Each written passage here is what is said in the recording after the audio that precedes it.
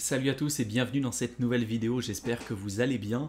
Et dans cette vidéo, je vais essayer de vous présenter le concept de wrap token, de tokens qui vont être wrappés et donc tokenisés pour être importés sur d'autres blockchains. Parce que pour ceux qui ont déjà fait de la finance décentralisée, qui sont là depuis un certain temps dans les crypto-monnaies, c'est pas un concept qui est trop compliqué à comprendre puisqu'on a l'habitude de le voir apparaître. Par contre, pour les nouveaux arrivants, ça reste quand même assez compliqué, en tout cas déjà à le concevoir, de comprendre aussi le fonctionnement, ce qui se cache derrière.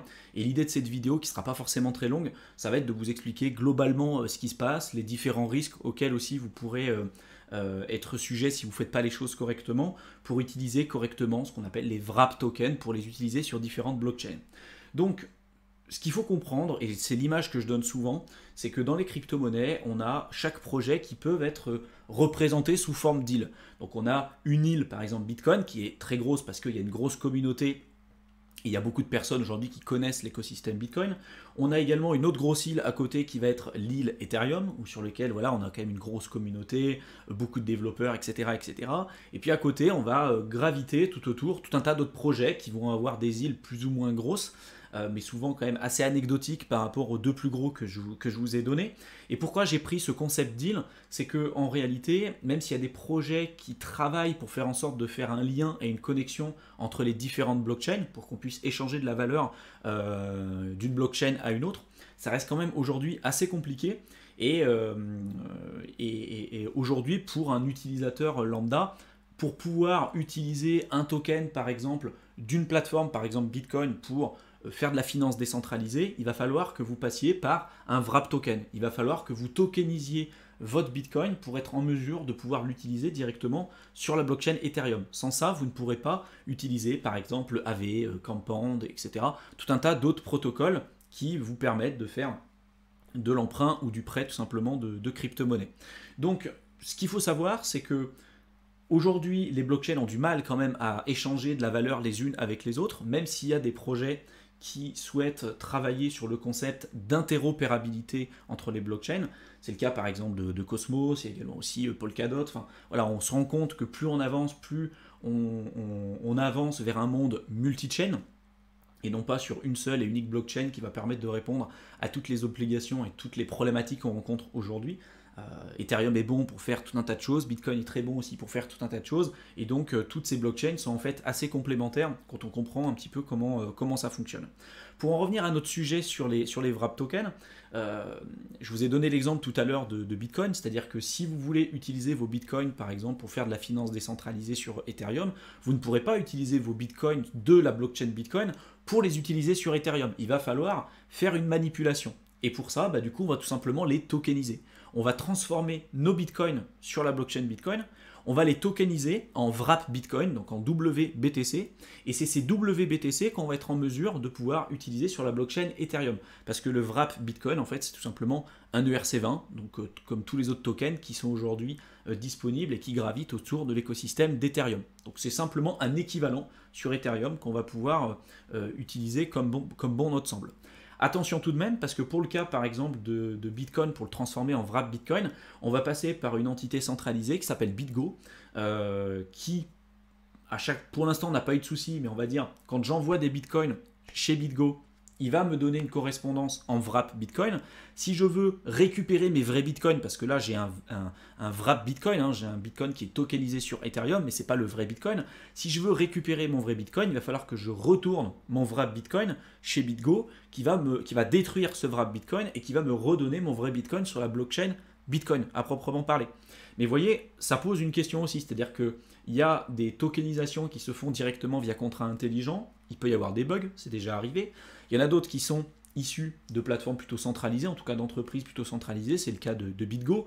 Donc si demain BitGo, pour une raison ou une autre, vous dit non, j'ai pas envie de vous rendre votre vrai Bitcoin à partir du wrap Bitcoin que vous avez, en réalité le wrap Bitcoin n'a aucune valeur, parce que ça a de la valeur à partir du moment où vous êtes capable de le rééchanger contre le vrai actif de l'autre côté.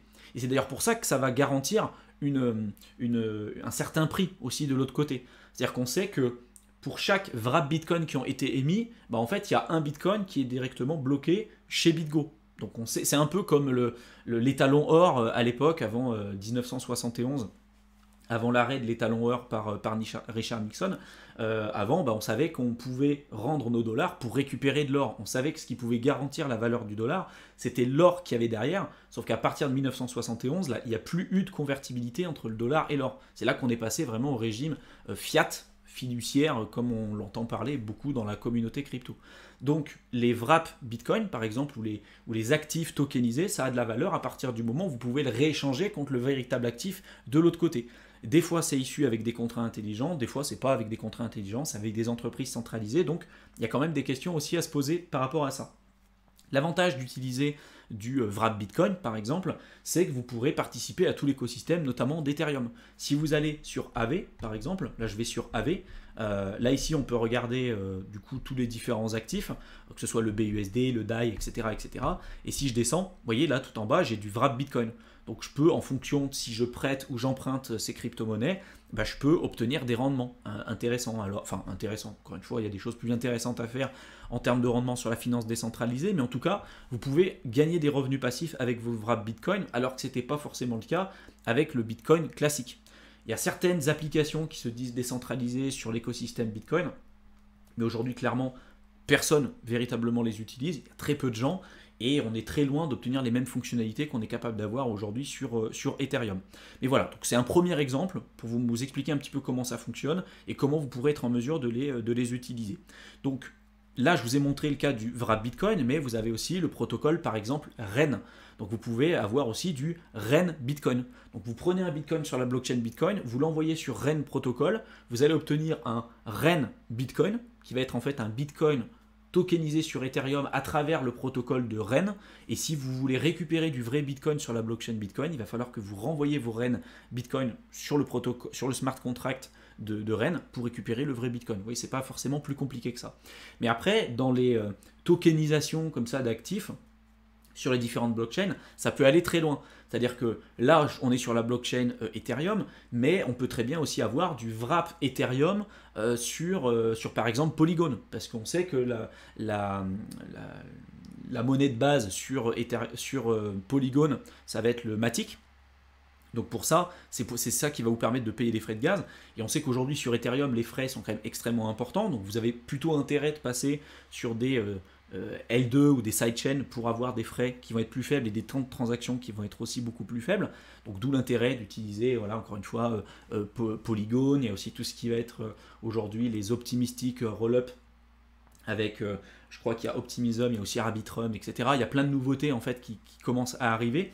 Mais si vous voulez, vous allez tokeniser, vu que c'est des blockchains qui sont différentes, hein, Ethereum et Polygon, ce n'est pas des blockchains qui sont identiques, elles ont des fonctionnalités qui sont différentes, il y a plein de choses qu'on peut faire aussi en parallèle, mais du coup, si vous voulez utiliser vos Ethers directement sur Polygon pour participer à l'écosystème de Polygon avec des transactions faibles et des transactions plus rapides, il va falloir que vous tokenisiez vos Ethers sur Polygon, notamment si vous voulez utiliser par exemple QuickSwap. QuickSwap, ici, c'est l'équivalent, si vous voulez, de Uniswap sur Polygon. Voyez, donc en fait, il y a plein de forks comme ça aussi. Vous avez Uniswap sur Ethereum, vous avez QuickSwap sur Polygon, vous avez PancakeSwap sur la Binance Smart Chain, vous avez Pangolin sur Avax. Enfin, vous voyez, il y a plein aujourd'hui de forks et de sous-alternatives qui existent, mais le fonctionnement reste identique. C'est-à-dire qu'à partir du moment où vous savez ce que c'est une tokenisation ou un wrap token, vous serez en mesure de pouvoir l'utiliser un peu comme vous le souhaitez. Donc si vous voulez utiliser notamment vos Ethers sur QuickSwap, voilà, il va falloir tokeniser vos Ethers, les envoyer directement après sur QuickSwap. Après, vous pourrez les déposer sur Aave, parce que Aave aujourd'hui fonctionne avec tout un tas de L2 et tout un tas d'autres protocoles. Ça fonctionne sur Ethereum, mais ça fonctionne aussi sur Polygon, sur Avalanche, sur les Optimism et puis Arbitrum, qui sont des L2 sur lesquels j'ai déjà fait des vidéos sur la chaîne YouTube. Ça fonctionne aussi sur Harmony, sur Phantom. Enfin, vous voyez, derrière, il y a une immensité de possibilités qui se présentent à vous à partir de mêmes protocoles qui existaient sur une blockchain à la base qui était celle d'Ethereum.